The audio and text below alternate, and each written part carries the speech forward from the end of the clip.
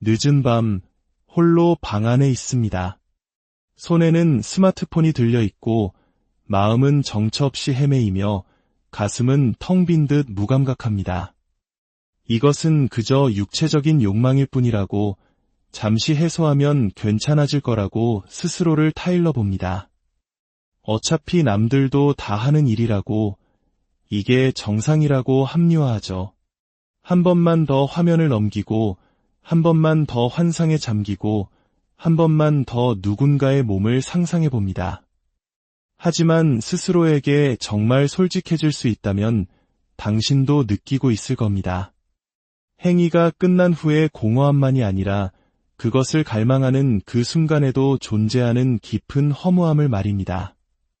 쾌락을 좇는 그 순간조차도 당신의 영혼은 텅 비어 있습니다. 당신은 이것이 욕망이라고 생각하지만 사실은 그렇지 않습니다.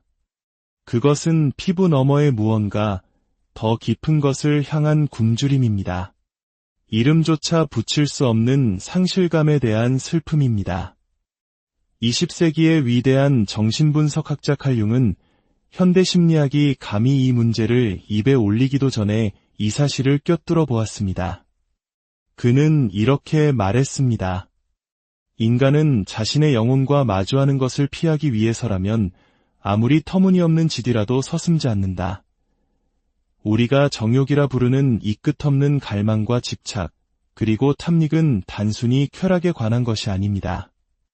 그것은 지루함으로부터, 고통으로부터, 그리고 외로움으로부터의 도피입니다. 당신 마음속 깊은 곳에서 울리는 아픈 침묵을 외면하기 위한 몸부림입니다. 당신은 그녀를 원한다고 생각하지만 사실 당신이 정말로 원하는 것은 살아있음을 느끼는 것, 누군가에게 온전히 안겨보는 것, 있는 그대로의 나를 이해받는 것입니다. 이 텅 비고 연극 같은 삶의 표면 아래에서 무언가 아주 작은 것이라도 진실하게 느끼고 싶은 것입니다. 하지만 내면으로 향하는 대신 당신은 육체를 줬고 이미지를 줬고 나타나자마자 순식간에 사라져버리는 도파민의 급류를 줬습니다.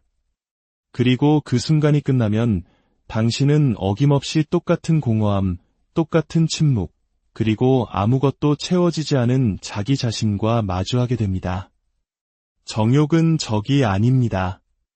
그것은 단지 증상일 뿐입니다. 당신의 영혼이 당신의 관심을 끌기 위해 보내는 간절한 신호입니다.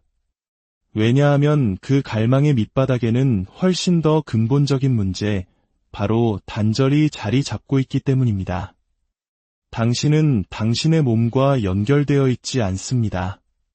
당신은 삶의 목적과 연결되어 있지 않습니다.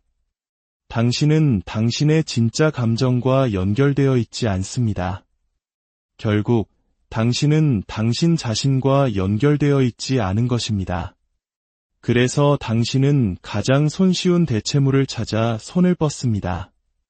친밀함이라는 환상, 통제감이라는 착각, 그리고 사랑받고 있다는 거짓된 감각을 향해서 말입니다. 융은 이것을 그림자의 활동이라고 말했습니다. 제대로 사랑받지 못했던 당신의 일부가 이제는 잘못된 방식으로 사랑을 찾아 헤매고 있는 것입니다. 그리고 이것은 단지 성적인 문제에 국한되지 않습니다. 당신이 현실로부터 도망치는 모든 방식이 여기에 해당됩니다. 강박적으로 메시지를 확인하고 새벽 2시에 음란물을 보고 친밀한 척 무의미한 대화를 나누고 한때 당신을 원하게 만들었던 누군가를 머릿속에서 끊임없이 재생하는 것. 이 모든 행위의 본질은 당신의 피부 아래에 사는 지독한 외로움을 피하기 위한 것입니다. 그 외로움과 마주 앉아 그것을 온전히 느낀다는 것은 당신이 원하는 것이 단순한 해소가 아님을 인정하는 것이기 때문입니다. 당신은 구조되기를 원합니다. 당신 자신의 고립으로부터, 무감각으로부터, 그리고 존재한다는 것조차 허락되지 않았던 당신의 묻혀버린 욕구들로부터 말입니다. 융은 성적인 문제가 아니라 욕망으로 위장한 영적인 굶주림을 안고 찾아온 환자들에게서 바로 이 점을 발견했습니다. 그는 도덕적인 잣대를 들이대거나 심판하지 않았습니다.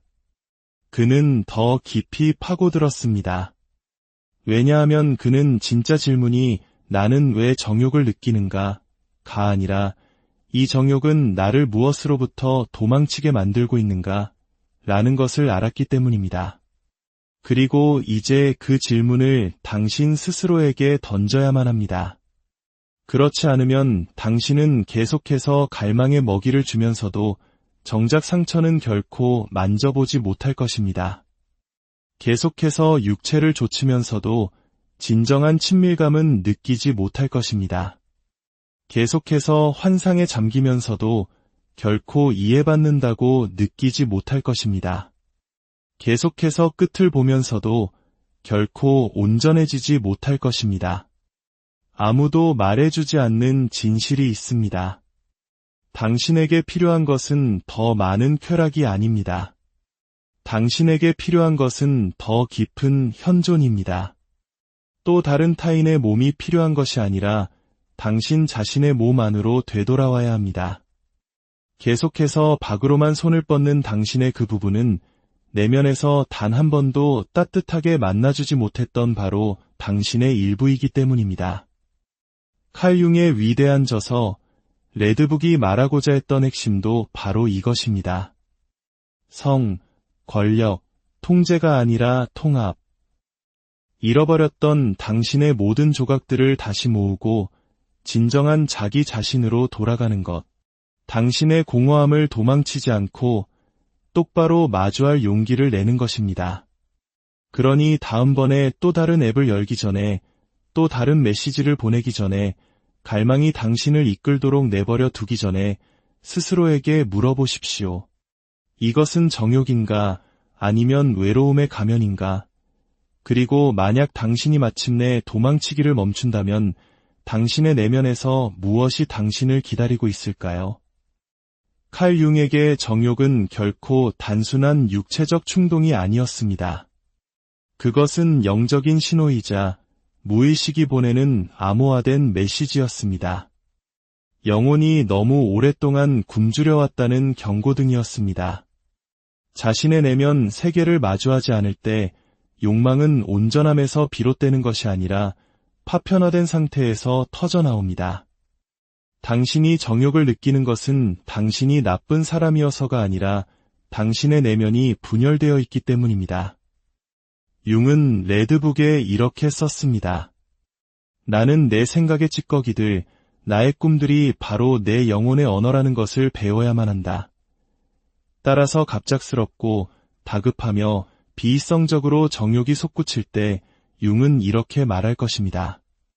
그것은 당신이 생각하는 그 사람에 대한 것이 아니다. 그것은 당신이 접점을 잃어버린 당신 자신의 일부에 대한 것이다. 융 심리학에서 남성 안에 내재된 여성성을 아니마라고 부릅니다. 이 아니마가 무의식 속에 잠겨 있을 때 당신은 어떻게 느껴야 할지, 어떻게 마음을 열어야 할지, 어떻게 집착하지 않고 사랑해야 할지 알지 못합니다.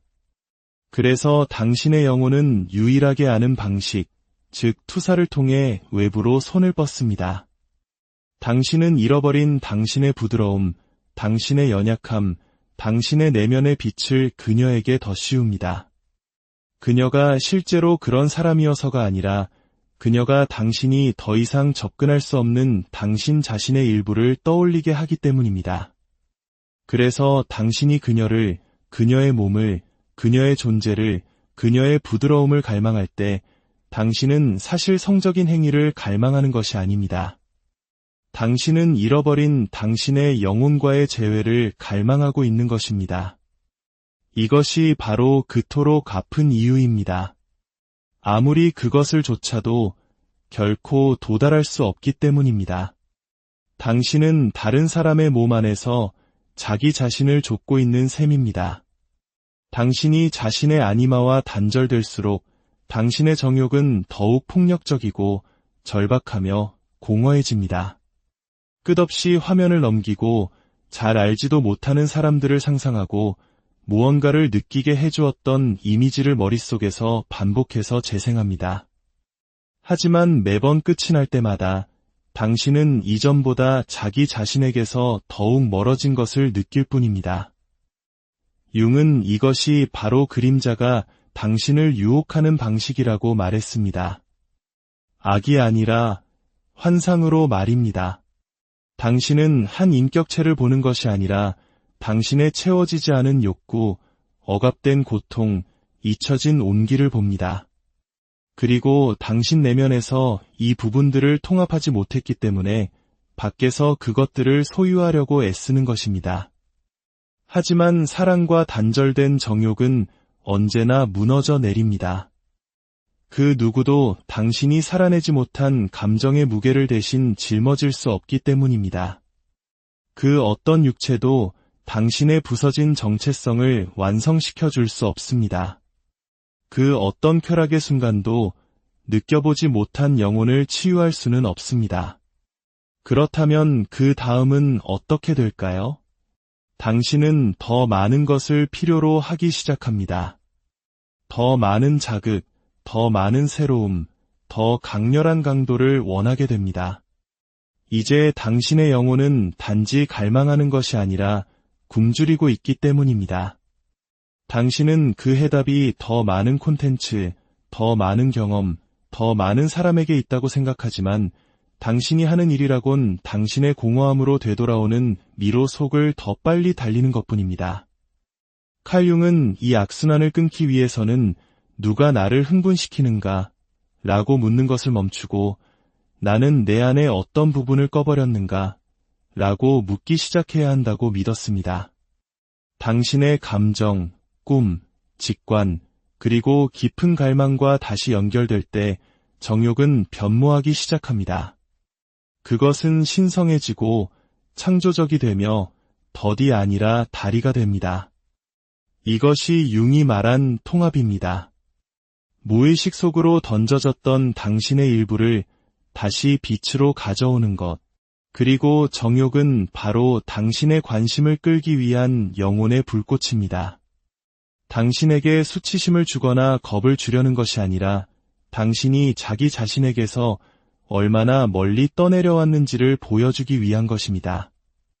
당신은 누군가 당신의 몸을 만져주기만 바라는 것이 아닙니다. 당신은 누군가 당신의 존재를 알아봐 주기를 원합니다.